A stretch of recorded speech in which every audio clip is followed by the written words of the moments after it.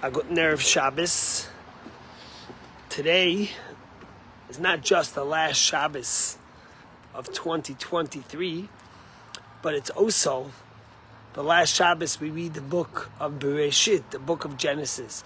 Because tomorrow in Shul, we will finish the portion of Vayechi, which is the portion that culminates Jacob's life and Joseph's life.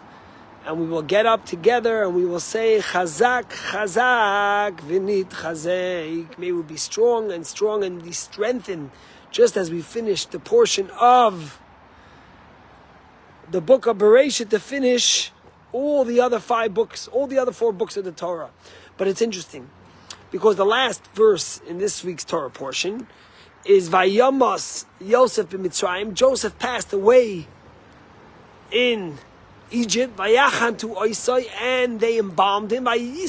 Buried him. They put him into a coffin in Egypt. And the question the rabbis ask is, usually we know the turn that we always finish with something positive.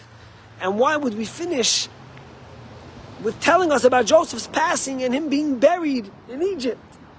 And one of the answers is because what it's telling us is it's showing us the courage of Joseph and what kind of leader Joseph was.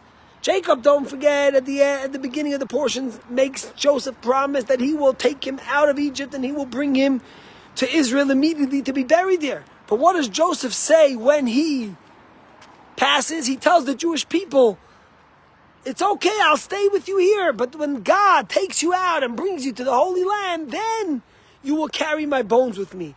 Joseph was saying to the Jewish people, as long as you're in exile, I am with you. And I will be with you the whole time. Which is a remarkable thing. In fact, we remember later on in Exodus, when the Jews are leaving Egypt, Moses refuses to go without taking the bones of Joseph, because they had promised Joseph. And they take the bones of Joseph and he goes through for 40 years with the Jews in the desert, till he's brought to the Holy Land and buried in Shechem. And what the Torah is teaching us is the power of true leadership of Joseph, the positive effect he had. He knew his children, his family, the Jewish people would be in exile, and he wanted them to know that he was with them the whole time. That's the epitome of leadership.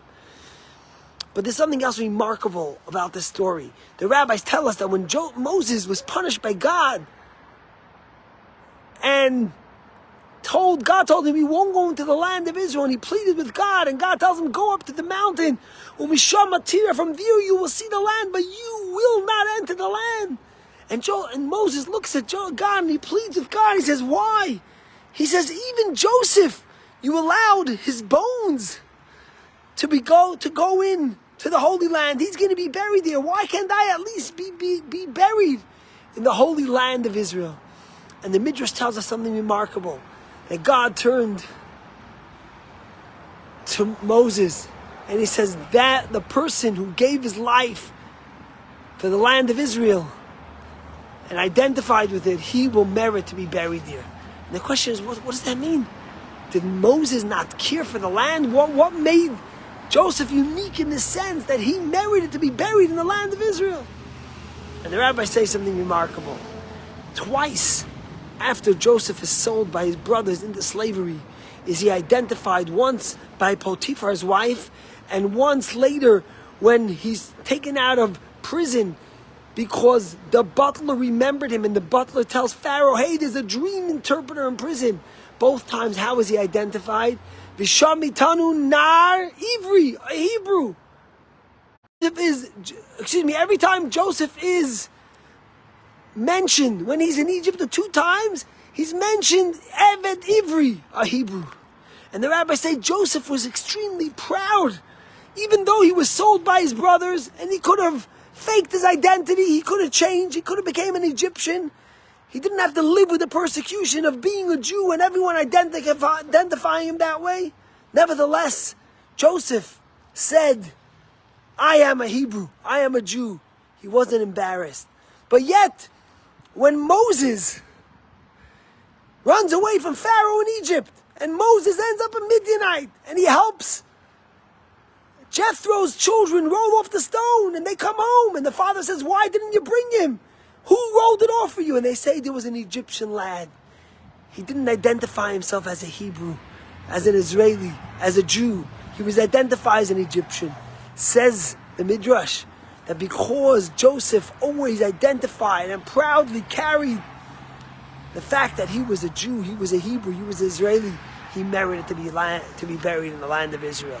What a powerful message to us in these challenging and trying times, when Israel's under fire for over 80 days, an existential threat that hasn't been so challenging for the Jewish people since the Yom Kippur War, when over 500 Israeli soldiers have been murdered for the sake of protecting their brothers and sisters, when the world is raging with anti-Semitism. And the question is, each and every one of us, are we going to be like Joseph? Are we going to have the courage to be proud Jews, to speak in the open, to fight for what's right, to fight for our people? Sometimes it's uncomfortable. You're at a party, you're on social media, and people are bashing Israel and the Jewish people. Is it really make a difference if I identify and let them know that I'm Jewish? Do I really have to get into every fight and speak up for my people? And the answer is, we're living in America, in comfort, in abundance of what we need. Are we going to be like Joseph, who had the courage, even in exile, even at the hardest times, to identify as a Hebrew, as an Israeli? Do you think it was easy for Joseph? Do you think it was easy with the hate they had for the Jews? But Joseph knew who he was, and he didn't want for one moment to be identified as anything else. And that's really the message that we have to get from Joseph's leadership, that we have to have the courage to speak our voice and speak truth to hate, to anti-Semitism, to bigotry, even if it's not popular, even if sometimes it costs us, because that is the essence and truth of who we are, and that connects us to our people and our brothers and sisters in the Holy Land more than anything else. It's not easy, but we're finishing the book of Bereshit, and we're going to say Chazak, Chazak, v'nitchazek. Let us have the strength and the courage to fight for Eretz Yisrael, for the land of Israel, for the people of Israel, to be the voice for the IDF and for our brothers and sisters in Israel, in the diaspora, saying that never again meant never again. And we will never apologize for fighting back. We will never apologize for defending our people.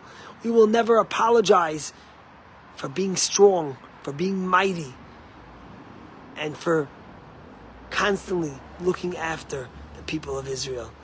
May the year 2024 be better than 2023. It was a difficult year, but we as Jews learn to grow from every challenge and every struggle and be able to become greater and better and stronger. And in Mirz Hashem, that will be the same here. If you're in town, come to Shul tomorrow. It's Chazak, we have a full Kiddush. We'll all celebrate finishing of the book. And may Hashem give each and every one of you reason to be strong and reason to celebrate. Good Shabbos.